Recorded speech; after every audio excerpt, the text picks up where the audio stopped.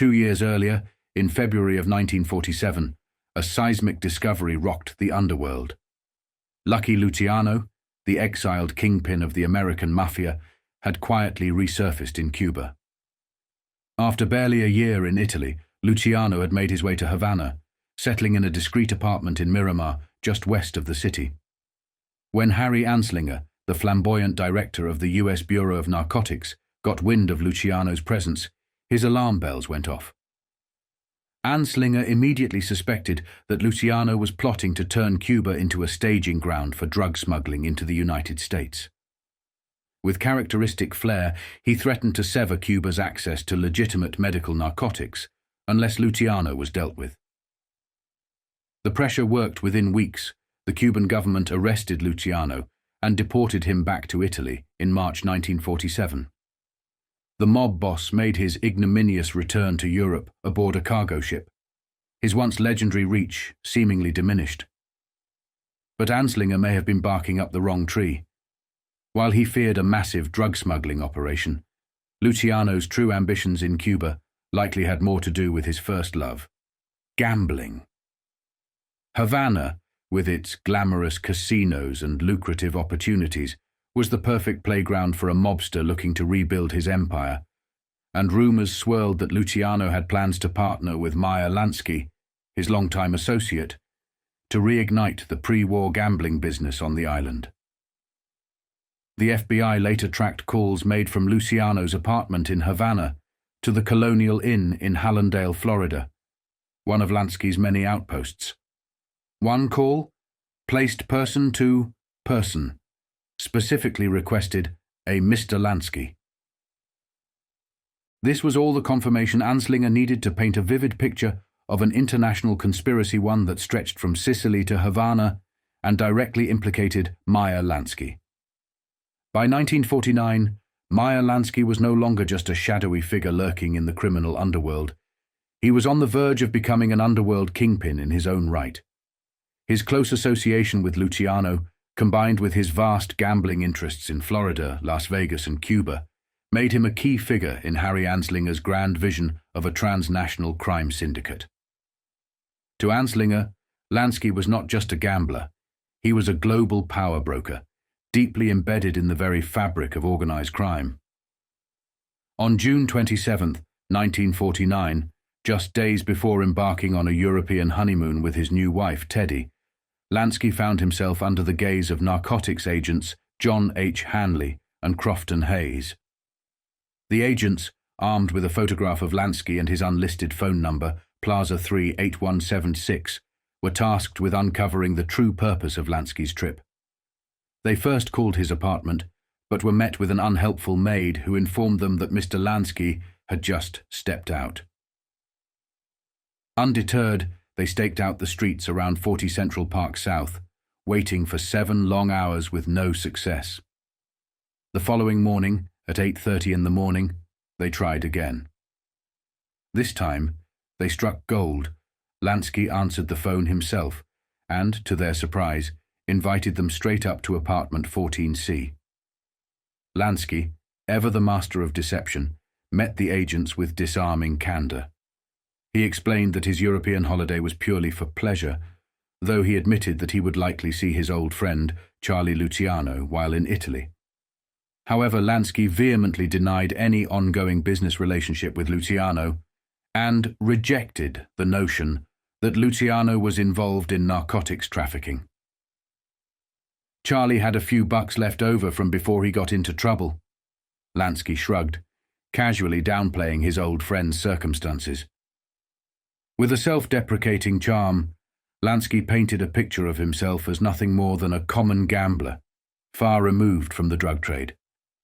He admitted to his involvement in the bootlegging business during Prohibition, but insisted that he had left those days behind. "I came in with Prohibition, and I went out with it," he said, as if his past was nothing more than a chapter closed. To further soften his image, Lansky spoke proudly of his son Paul, who had just graduated from Horace Mann and was eyeing West Point. His younger son, Buddy, was undergoing rehabilitation at Bellevue Hospital under the care of the famous Dr. Rusk, and Lansky proudly showed the agents an autographed copy of Rusk's book. Despite his relaxed demeanor, Lansky's explanations did not quite add up. When asked about the suspicious calls from Havana to Hallandale in 1947, Lansky claimed they must have been made by two former employees, Chester Sims and Connie Immerman, who stayed behind in Havana after Lansky left his casino there. He suggested that Luciano might have briefly come on the line to say hello, but his memory was conveniently vague on the details. The agents left Lansky's apartment seemingly satisfied, allowing him and Teddy to board the liner Italia for their long-awaited honeymoon.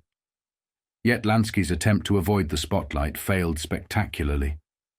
Waiting for him aboard the Italia was not just the luxurious, regal suite, but also a reporter and a photographer from the New York Sun. Teddy's sharp voice cut through the air as she saw the flashbulbs.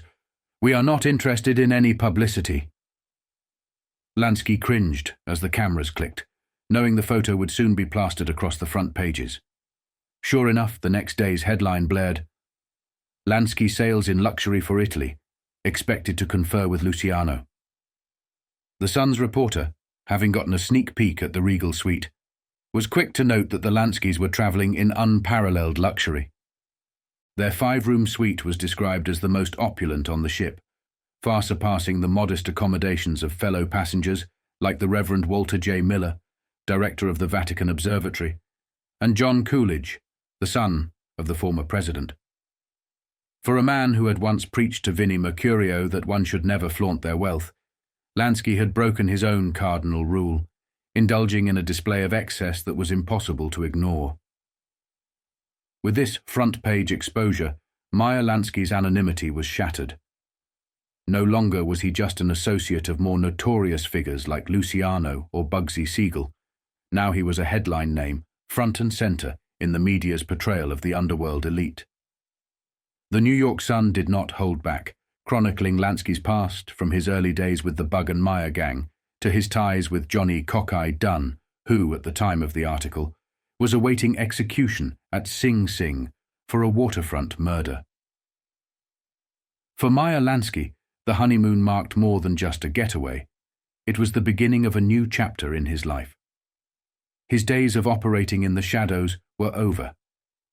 Now, he was a fully fledged underworld star, his name splashed across front pages and whispered in the corridors of power.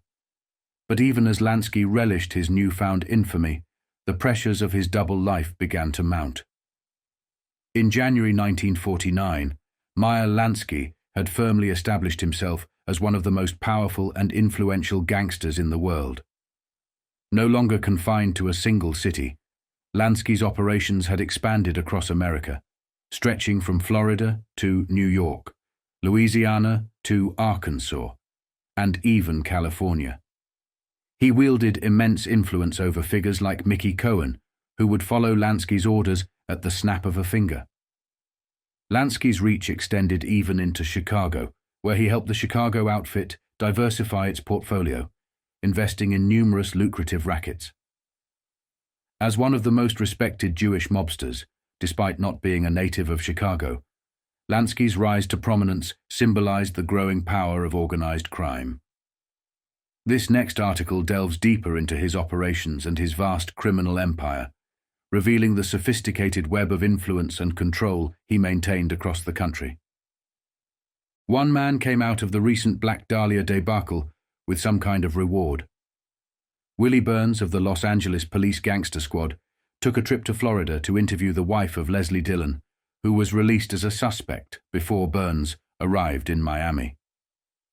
Probably Willie's trip to the Atlantic coast won't be entirely a waste of money for the taxpayers. He might turn up some gangsters who are contemplating a trip to California, and he will be one step ahead of them. I have received several letters of inquiry lately, asking what exactly the police gangster squad does, but I have not had time to find out myself. It seems like they spend part of their time trailing Mickey Cohen around.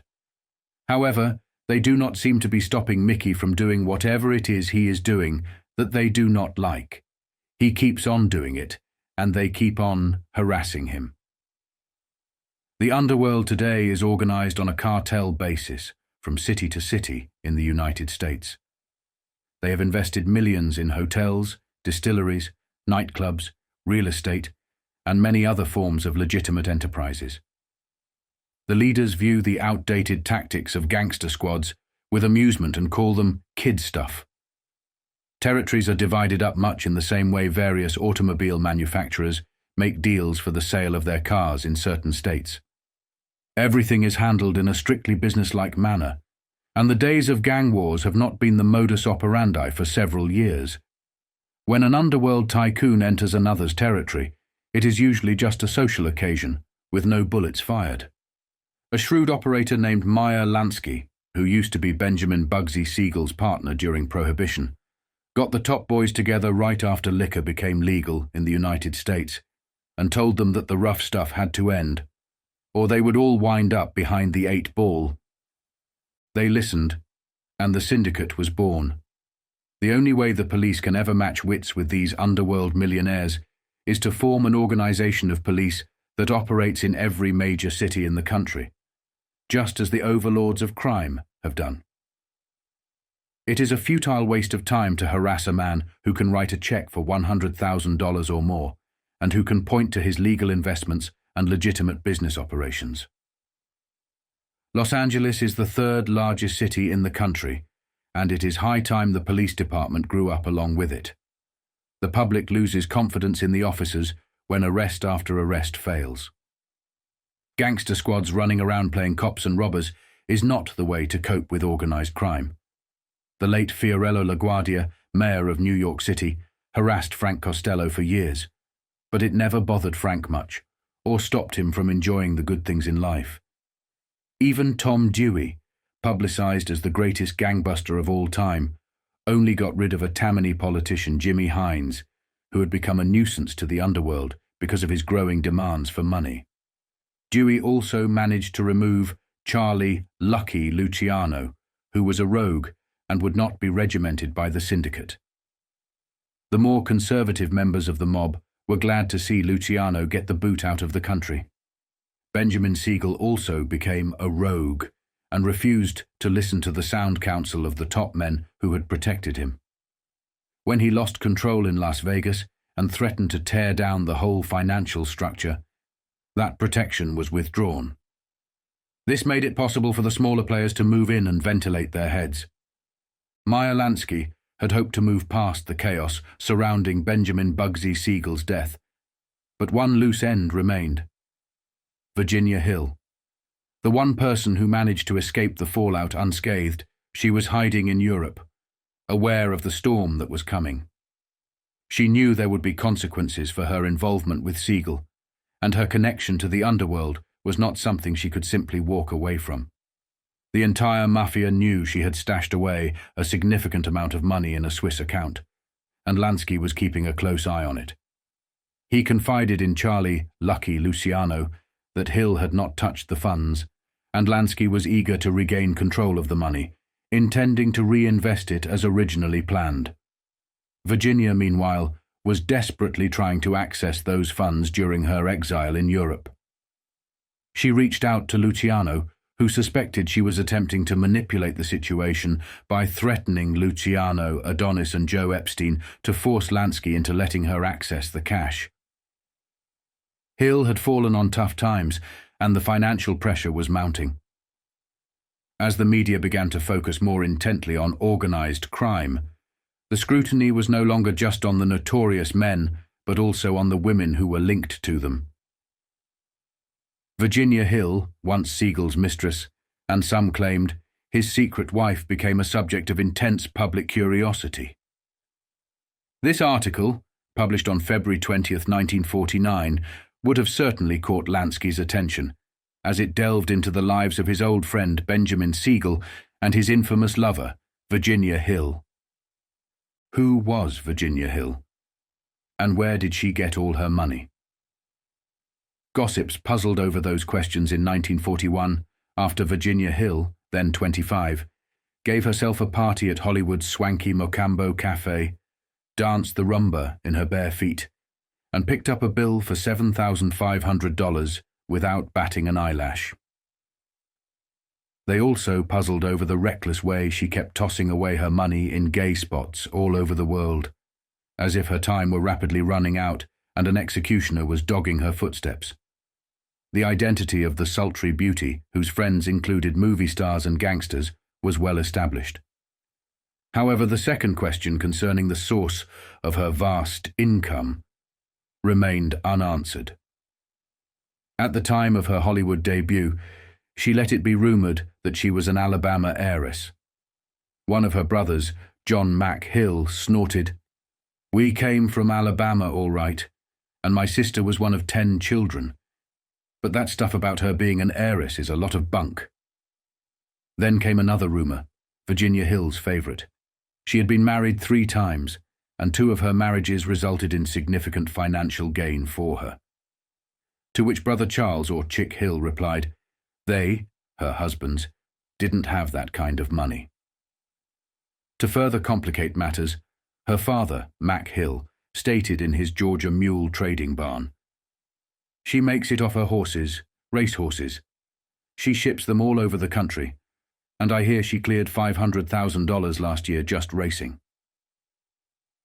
There was no record of Virginia Hill as an owner or breeder, and she was seldom seen at a racetrack, not even in Mexico, where she spent much of her time and money after Bugsy Siegel, her boyfriend and erstwhile public enemy #1, was executed in her Beverly Hills mansion on June 20, 1947. The young woman who spent her girlhood in Bessemer, Alabama, and Marietta, Georgia, always had funds after 1933, when she appeared briefly in a Chicago World's Fair production called The Elephant and the Flea. Her salary was $20 a week, but she made powerful contacts with members of the Capone Syndicate, according to popular reports, and her financial troubles ended. She may have met Benjamin, Bugsy Siegel, on that first trip to Chicago. It seems inevitable that they should have met somewhere in the shadows of nightclubs and cabarets. While Virginia Hill was developing into a tomboy in Alabama, Siegel was rising as a gang leader in New York's tempestuous Hell's Kitchen. Alongside Meyer Lansky, he headed a murder syndicate allied with Louis, Lepke, Buchhalter, Jacob, Gura, Shapiro, and other professional killers. By 1933, Siegel had established himself as a man who would and did do his own work in the field of assassination. "He's Bugs," his associates complained. "Instead of paying someone to have somebody rubbed out, he likes to do it himself and take unnecessary chances." Benjamin Siegel wore his new name, Bugsy, with pride. He found it expedient to leave New York regularly, making connections with the Capone Syndicate in Chicago and Hollywood. In 1936, it became necessary for him to leave New York permanently. Thomas E. Dewey, then a special prosecutor assigned to eliminating rackets and mobs, branded him the top public enemy, and Bugsy Siegel went to California. "I am here to stay," Siegel announced to apprehensive citizens of Beverly Hills. "I am building a home at a cost of $90,000, and my business interests demand my presence here on the West Coast." His business interests included overseeing, on behalf of the syndicate, the illegal shipment of narcotics from Mexico into the United States, as well as administering various gambling operations and rackets in the sports, motion picture, and labor worlds. Bugsy Siegel also made his mark socially. He became acquainted with various prominent people, one of whom took him on a yacht cruise that ended in a comic opera-style mutiny off Central America. Later, the tough guy from New York made his international mark on another tour, when, in Italy, a friend introduced him to Mussolini, Count Ciano, and other notable figures. Virginia Hill spent an estimated $70,000 in Hollywood nightclubs during the year 1941, with Bugsy Siegel a regular guest at her parties. At the time, it was tacitly understood that she was not Siegel's girlfriend. He was merely watching her for Joe Adonis, a Brooklyn gambler. However, after a while, and following the custom of gangland, Siegel moved in on his Eastern friend and announced that he and Virginia were keeping steady company. And he wanted no interference, not even from the he-men of the screen, who enjoyed her company. It was a strange, even weird, association. Siegel, despite charges that he headed the drug trade, did not use narcotics, drank sparingly, and exercised vigorously. He would, when coaxed, leave the dance floor to perform a new series of calisthenics. Meanwhile, Virginia presided over the champagne buckets, sought occasional oblivion with sleeping pills, and frequently found her name in the newspapers. For instance, in 1944 at the Mocambo, again, she reverted to her tomboy tactics from Bessemer, Alabama, and scratched the face of entertainer Toby Tuttle. Miss Tuttle called for help, and when actor Errol Flynn failed to respond, she hit him with an uncooked egg. Siegel scolded the Southern Cinderella for her conduct. She made amends the next day when her brother Charles drove around in an expensive car she was considering buying. "Like it, Ben?" she inquired. Ben, she never called him Bugsy, nodded, and Virginia Hill reached into her pocket, produced 64 $100 bills, and gave them to her brother with instructions to complete the transaction. The end of World War II found Bugsy Siegel bitten again by ambition. His hard, bright eyes turned east from California to Nevada, and he decided to build and operate a combination hotel and gambling casino in Las Vegas. "None of these flea boxes for me," he declared. "It'll be the biggest and best clip joint in the world." So, the Flamingo was built. Originally planned to cost around $2 million, the completed buildings and furnishings represented an investment of twice that amount. Bugsy the builder was not only extravagant, but also impractical when it came to legitimate operations. Toward the end of the job, he was heavily in debt. He gave a contractor 2 checks. Both were returned. One for $100,000 was marked "Payment Stopped," and one for $50,000 was stamped "Insufficient Funds." Even after its completion, Siegel refused to scale back. He imported big-name entertainers from Hollywood, paying them as much as $10,000 a week. Ironically, these entertainers kept players away from the gaming tables. Word quickly spread among members of the Syndicate in Chicago, New Orleans, New York, and Miami. "We need to take steps about Bugsy. He's costing us too much money." A meeting was called, attended by 5 representatives of the Syndicate, including one sent by Lucky Luciano, who was still dominating much of the underworld from Italy. Bugsy Siegel attended. Not only did he attend, but he also took charge. "Look, you guys," he barked. "Let's quit playing with peanuts. This is a big money proposition, and we've got to treat it that way." "Big money should go both ways," one representative said softly. "Big money has only been going one way with you in charge out." "That's only half of it," Siegel sneered. "There's more to follow. I need $2 million more, and I need it now, from all our rackets, up to and including the horse books. You 5 guys represent 5 different lines of our business." "So?" someone prodded. "So, I want $400,000 from each of you, but fast." The meeting ended with smiles and handshakes, and Bugsy Siegel left to inform Virginia Hill. "I told those punks off. Our troubles are over. We'll never have another bad day." However, in a hotel room in Chicago 2 days later, the 5 men met again without Siegel. They talked, studied figures, made long-distance calls, and reached a decision. Like the president of a corporation losing money for the stockholders, Siegel had to go. But not in the way a corporation president departs. The underworld, particularly the Syndicate, does not operate like that. Bugsy Siegel was marked for death. Virginia Hill, through her numerous contacts, must have learned of the death sentence within a day or 2. At the height of one of her parties, she excused herself and took an overdose of sleeping pills. For a while, it appeared that she too would die. But doctors saved her, and Siegel, still confident and arrogant, went to see her in Clark County Hospital in Las Vegas, on May 5, 1947. They held hands and whispered for a few minutes, until Virginia's mounting terror got the better of her. "Get out!" she screamed. "Get out before they kill you!" Bugsy Siegel stood up and flexed his muscles. "Nuts," he laughed. "I'm the killer. Remember me?" Virginia Hill fled Las Vegas during the last week of May 1947. She paused in Chicago and then, escorted by Joe Epstein, her longtime friend and commission agent, continued to New York. She left for Paris by plane on June 14, 1947, after a tearful telephone conversation with Siegel. She said goodbye. Siegel lingered in Las Vegas for a few days after his last telephone conversation with Virginia, then returned to Beverly Hills, California, a relatively young man of 42. "Going home, boys," he told members of the so-called smart set in Hollywood upon his arrival. "But just for a few days." He fingered a key made from a block of gold given to him by Mrs. Esther Siegel a year before their divorce in 1946. "Do you want me to have a key made for you?" she had asked. Bugsy Siegel shook his head.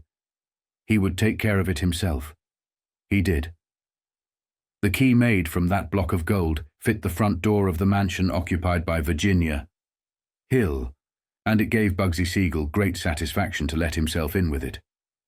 "This is something I like," he would say after picking up the evening papers. "This is first class. And when I think about the life I had as a kid in New York, mugs pushing you around, muscling in, giving you a tough time even when you're sleeping on a fire escape. The way it is now, nobody comes in unless I give the word." He was wrong, for the last time. An uninvited guest death was about to come in through the window. The rifleman had been waiting for quite a while, judging from the way his feet had scuffed the carefully kept grass and the marks left on the crossbar of the trellis by his army carbine. But his target for that night, June 20th, 1947, was worth the wait. The target was Benjamin Bugsy Siegel, public enemy number 1 in the police records and private enemy number 1 in the secret books of the underworld, which he had tried to intimidate, rob, and double-cross. The rifleman outside the Beverly Hills mansion did not hear the click of the lock as Siegel inserted his key in the front door shortly before midnight. It was a comparatively soft gold key, made from a block of precious metal given to him by his wife shortly before their divorce. True to his double-dealing code, Siegel had used it to shape the key to the home of his girlfriend, Virginia Hill, Cinderella of the Syndicate. Siegel's number was up, but he did not know it. On the other hand, his girlfriend, Virginia Hill, knew it all too well. She knew so much else too, that she seemed convinced her number was also up. Her life became one frantic round of reckless parties in city after city, as she tried to escape the dread that pursued her day and night. It was appropriate that Siegel, at 42, should die in luxurious surroundings provided by Virginia, who at 32 was old in the ways of the world. He had been snatching purses from old ladies on New York's teeming West Side while she was spending money by selling her school books in Bessemer, Alabama. He was torturing and killing rival gangsters while she was running away to Chicago to meet big shots of the Capone gang. When Siegel was driven out of New York and welcomed in Hollywood, it was only natural that they should team up, especially after Virginia Hill had spent $7,500 in one evening at a nightclub. They had two things in common. Neither had ever worked for a living of more than a few weeks, and neither ever lacked money, coming from undisclosed sources. Siegel felt complacent and well-fed that late evening of June the 20th, 1947, when he let himself into the Beverly Hills showplace, switched on the drawing room lights, and settled down with the papers on the couch. Virginia's brother, Charles Hill, and Virginia's secretary, Jerry Mason, went upstairs. Alan Smiley stayed down in the room with the boss, Siegel. The rifleman at the trellis took aim and squeezed the trigger. Siegel's carefully barbered head jerked with the impact of the first .30 caliber bullet in the temple. The rest of the volley was unnecessary. When Smiley turned around, Bugsy Siegel was dead. Who was the killer, and who ordered the execution?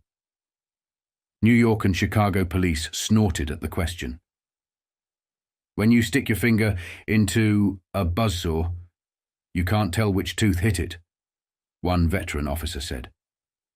This rat, Siegel, didn't have a friend in the world outside of a couple of movie stars. He double-crossed everybody in the narcotics racket, not to mention bookmaking and slot machines.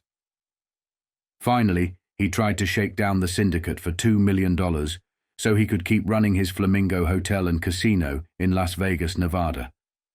Who killed him? Well, you might say he killed himself by degrees. The process started in New York when he got to be a big shot in a West Side mob.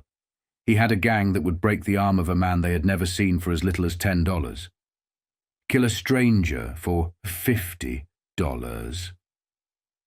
Siegel was the boss, but he was not content to give orders and collect the fee. He had to see the victim suffer, sometimes die. He liked to do the job himself. That is how he got the name Bugsy. Other mobsters said he was crazy to take such chances, but Siegel seemed to delight in hurting people if he couldn't get hurt in the process. He had a hand in the vice racket, and as a kid, he stole from blind men's cups. Any one of 1,000 people had a reason for killing him and would have if they could. But if you really want some information, talk to Virginia Hill. Several weeks before the slaying, Virginia Hill knew or guessed that Bugsy Siegel had been condemned to death by the underworld court. On May 5th, she took an overdose of sleeping pills, and when Siegel called to see her in the Las Vegas hospital, she screamed at him, "Get out! Get out before they kill you!" She started for Paris, and it was there that reporters found her, drinking champagne on a houseboat. She could not remember warning Siegel to flee. She could not recall his association with the Syndicate. "I remember our last quarrel," she said suddenly, and reporters poised their pencils for the sensational disclosure. "We were in his hotel, the Flamingo, and were ready to go to dinner. I noticed his shirt was soiled. He refused to change, and so we parted." Sometime later, French authorities received a cablegram from the Beverly Hills police. It read, "2 gunmen believed en route from the United States to kill Virginia Hill. The tomboy from Alabama resorted to sleeping pills again. When she recovered, she remembered something else, changing her statement that she and Siegel were merely friends. I took the sleeping pills," Virginia sighed, "because of my great love for Mr. Siegel." Then she went to the Riviera, where a parade of French playboys tried to help her forget. There was no rest for Virginia in France. Again, she fled this time to Mexico. Police guarded her in Florida until she bought a $6,500 automobile and drove to Mexico.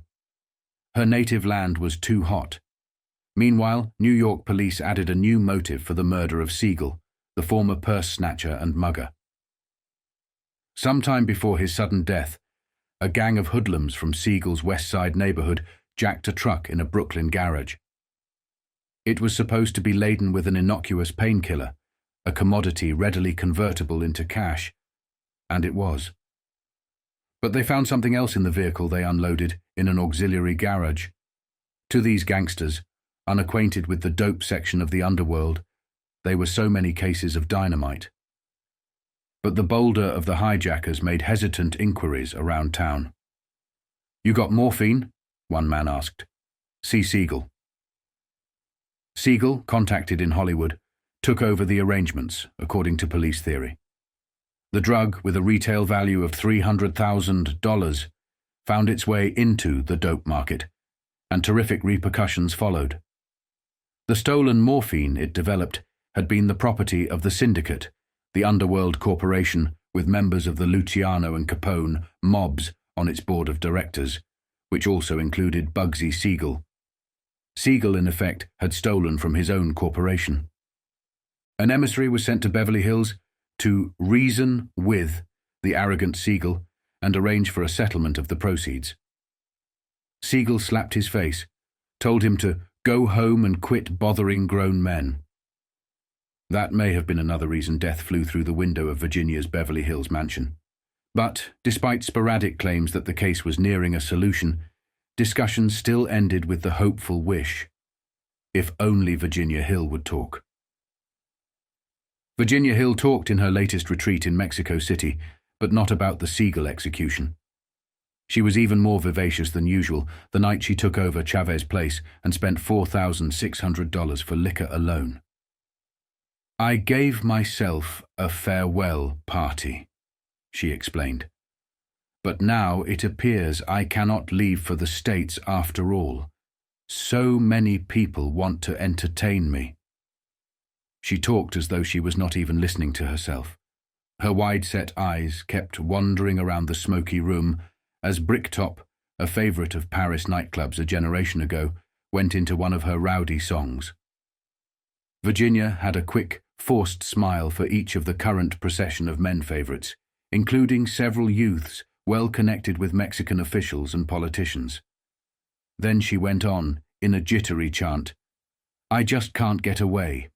Whenever I start to go, someone else throws a party for me, and I must stay to attend. I just can't get away." "Where will you go when you do leave here?" a reporter asked. The eyes clouded, and a look of bewilderment spread over her generously proportioned features. "Why, I really don't know." Where could she go to find security, this 32-year-old woman who knew too much? How could she obliterate that mental picture of the open window, the rifleman outside, the angry spat of the bullets that killed public enemy number one, the man who confided in her? Virginia Hill, the unpredictable, was expected to do almost anything upon her departure from Mexico, long overdue. "You never know about her," one of her close associates sighed. "She's liable to stick out her chin and go back to the United States, where a lot of people representing the law and breaking the law would be glad to meet her. She is liable to pop up in Paris again, or Buenos Aires.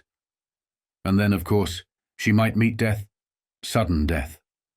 Nobody can live forever under the strain that's made her jumpy. Probably nobody in the world has held as many secrets laden with dynamite and sudden death if exposed as Virginia Hill did during the last 10 years. Who killed whom and why? Who ran the dope across the Mexican border, and where did it go? Who is the man to see in any given city if you want to start a horse parlor or become a bookmaker? Federal agents and law enforcement officers in various states, counties, and cities wanted to know the answers to those questions. Virginia Hill, because of her long and close contact with mobsters such as Siegel, was believed to have the answers. On the other end of the tug of war, with her in the middle, was the underworld, the Syndicate, anxious to make sure she never provided the answers. The nights had not been so bad for her, what with the crowds of hangers-on, the steady flow of champagne, the songs and the music, and the artificial gaiety. In between parties, however, the fears, uncertainties, and the dread of being left alone kept driving her again to the sleeping pills in Mexico, as in Las Vegas and Paris. They brought her oblivion. Maybe in the minutes during which she was sliding into complete forgetfulness regarding a taut present and a terrifying future, she had her dreams of childhood in Bessemer, Alabama, and Marietta, Georgia. Maybe she remembered Grandma Reed, rocking on the porch and looking up at Kennesaw Mountain, recalling the bloody battle of the Civil War she had witnessed as a girl.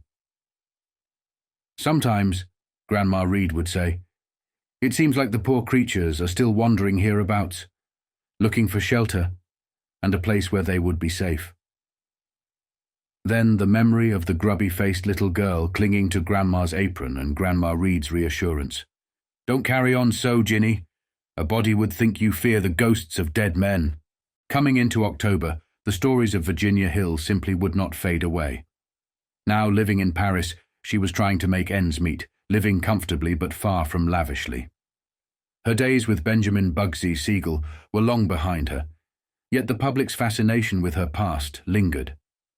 Hill's intriguing tales of her time in the gangster lifestyle only stoked more curiosity, captivating the masses and frustrating powerful figures like Meyer Lansky. Lansky, now at the helm of a sprawling empire built on gambling and entertainment, was desperate for Hill to keep quiet. Her stories threatened to link their vast operations back to notorious criminal enterprises, a connection that was bad for business. The unwanted publicity was stirring up questions that nobody in their circle wanted to answer. With Frank Costello set to be featured on the cover of Time magazine in just a month, the stakes were even higher. Time magazine was not just any publication. It was read by the elite of the elite, in every political room and high-powered office across the country. A mobster gracing its cover would place a glaring target on Costello's back, and the article would inevitably cast a shadow over those associated with him, including Lansky. The attention was dangerous, not just for the individual mobsters, but for the entire underworld empire they had painstakingly built. Once upon a time, a little girl wriggled her bare toes in the hot dust of a side street in Bessemer, Alabama, United States. She pulled a shiny coin from the pocket of her butternut dress and called to 3 other little girls, "Come on along! I'm standing treat." They went along, and while the all-day suckers were being passed over the counter of the general store, one of the guests gasped, "Are you going to spend the whole quarter, Tabby?" "I aim to spend it all," the barefooted hostess announced. "It's only money. Someday I'll be rich and famous and spend $10,000 just as easily."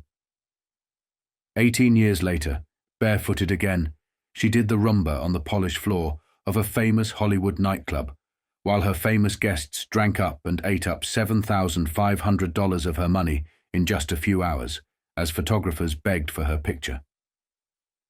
This is the story of the redhead, Virginia Hill, age 32, amazing tomboy and mystery woman, whose international career reached a peak in June of last year when Benjamin Bugsy Siegel, generally considered public enemy number 1, was slain in her near Hollywood home. Beverly Hills police called their counterparts in Paris, "Urge strong guard for Virginia Hill, 2 American gunmen en route to kill her." Virginia Hill left Paris safely, paused briefly in Miami, Florida, and then moved on to Mexico City to take over a fashionable nightclub for the evening. She picked up a bill for 23,000 pesos, or $4,600, and continued spending at the rate of $200,000 a year. Her intimates in Mexican cafe society said she needed frequent parties to escape from a shadow that had prompted her to take an overdose of sleeping pills in Las Vegas, Nevada, a few weeks before Bugsy Siegel was killed. Upon awakening, she had screamed to him, "Get out! Get out before they kill you!" She got out, but he wasn't alive. After that, her friends said, the nights of Virginia Hill had to be filled with music and people. In later years, Virginia Hill let it be known that her money came from her first marriage.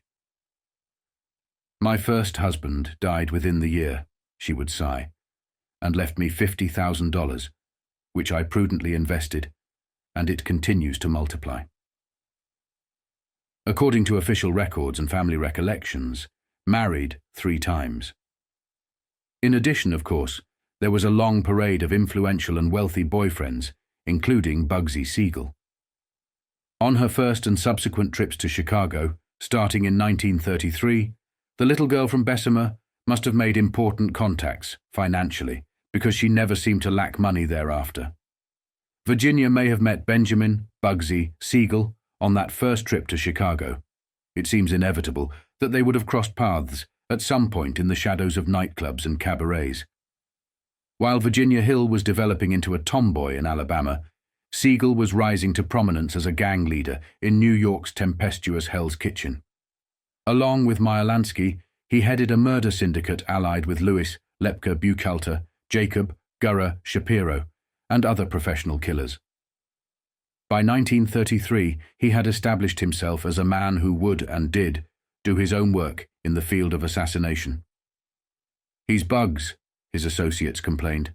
"Instead of paying to have somebody rubbed out, He likes to do it himself and take unnecessary chances.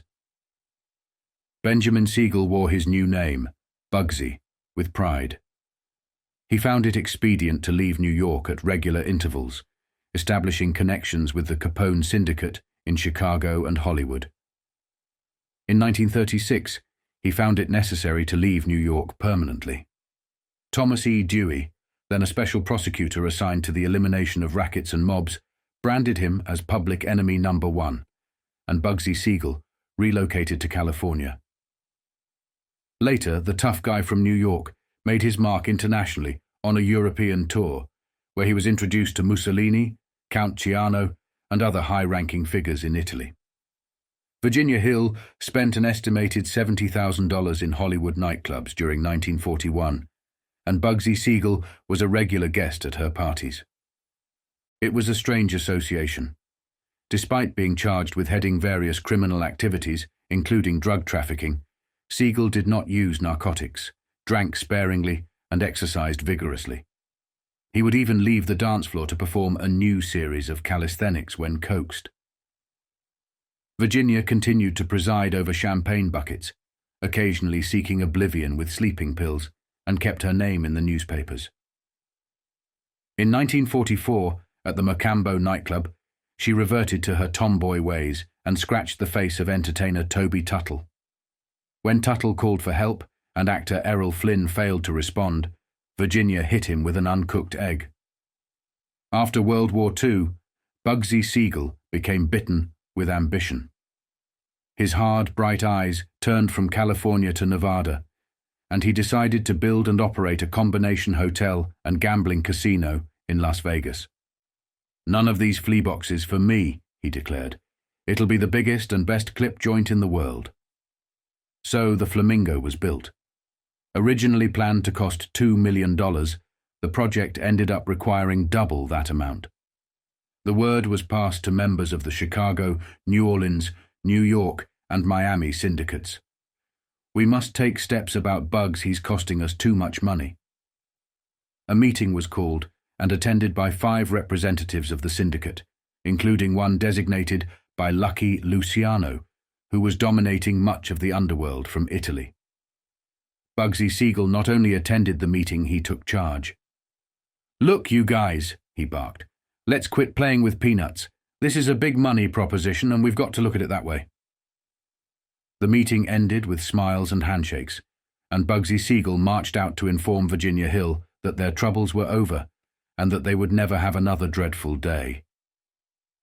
But in a hotel room in Chicago 2 days later, the 5 men met again without Siegel. They studied the financial figures, made long-distance calls, and reached a decision. Like the president of a corporation losing money for the stockholders, Siegel had to leave. But in the underworld, leaving doesn't happen in the way of corporate business. Bugsy Siegel was to die. Virginia Hill, through her numerous contacts, must have heard about the death sentence within a day or 2.